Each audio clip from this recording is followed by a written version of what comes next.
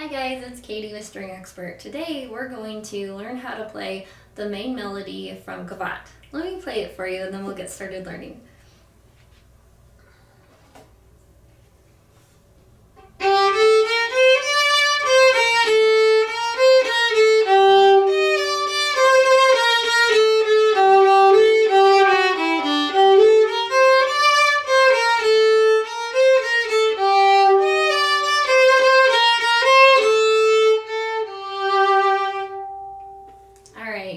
So Gavotte is a fun piece, but it's also really challenging because there's just a lot going on in this piece.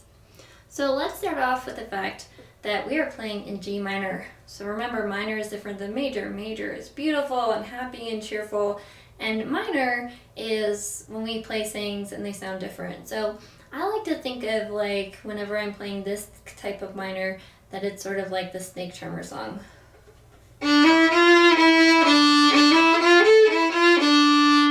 So if you think about that when you're trying to play this piece, and if it doesn't sound quite like that, then you'll know that, okay, I'm not quite right in terms of key signature and getting my hands in the right spot. So in the key signature of G minor for this piece, what we're going to do is our first finger on the G string is in its normal spot. But then on the D, the A, and the E, it's going to be back here next to the fingerboard.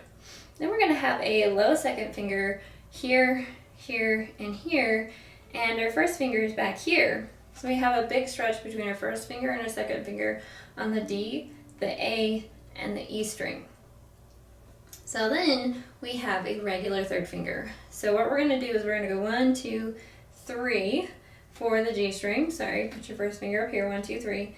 And then on the other strings, we have a huge stretch.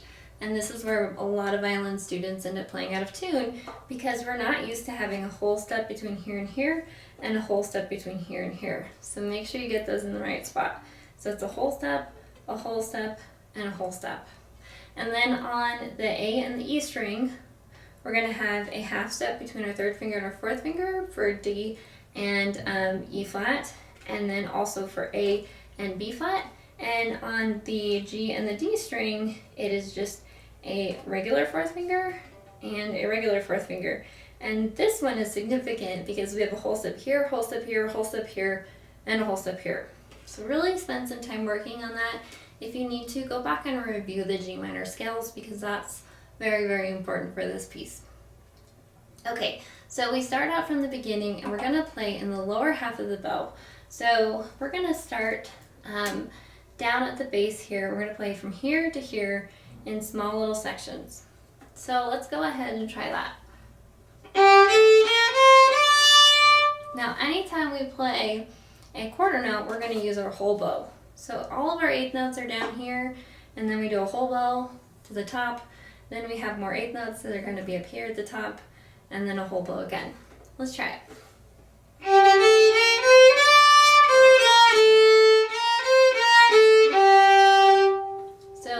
We really have to be careful with the notes and the intonation and make sure we have that good stretch. Let's try it.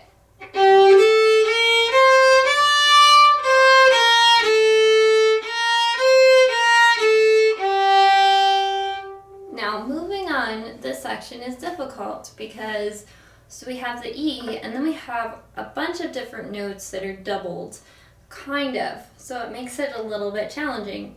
So we start out with B flat, E flat, and D natural. Then we have D natural and C, C, B, B, open A, fourth finger A on the D string, G, G, A. And the change, I don't know if you noticed it, occurs on the offbeat, which is something that's really different for a lot of beginner students. So we typically are used to changing the notes on the on-beat, so it's just really kind of weird, and if you're not careful, it'll throw you for a loop. So be very, very careful about making sure that we pay attention to that section. Let's try that again.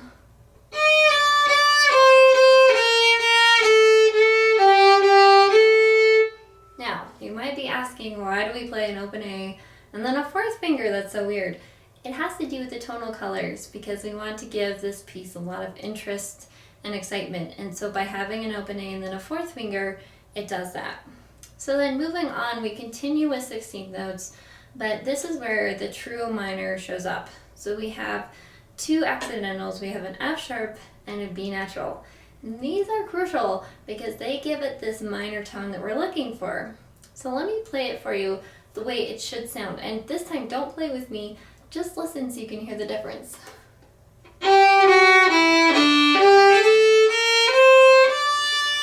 Now, if I don't play the accidentals and I ignore them, listen to how different the piece sounds.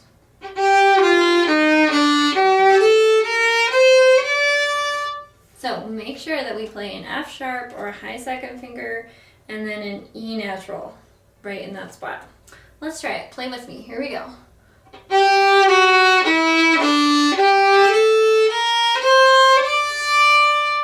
And then we just move on with the melody that we already learned.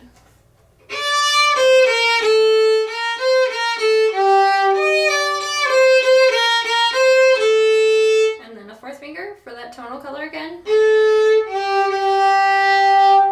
Let's try this whole thing from the beginning just to get the notes right.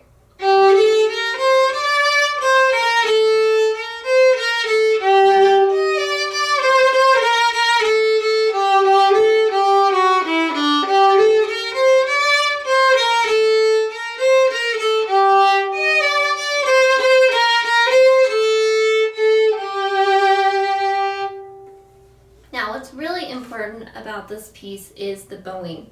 So we want it to be smooth somewhat with a little bit of detachment for expression. So you need to be very clear and specific about what you're going to do in terms of expression. There's a lot that you can do, like for example, you can stay in the piano range so you're more quiet, but your dynamics can still go up and down a little bit in order to give it some expression. Also adding vibrato, but not adding vibrato on every single note, just adding it on specific notes to make it shine and sound interesting. Typically when I learn music, I typically play around with the expressions and I try different ways until I finally find something that works for me, that I think adds to the piece and allows me to have my own artistic expression.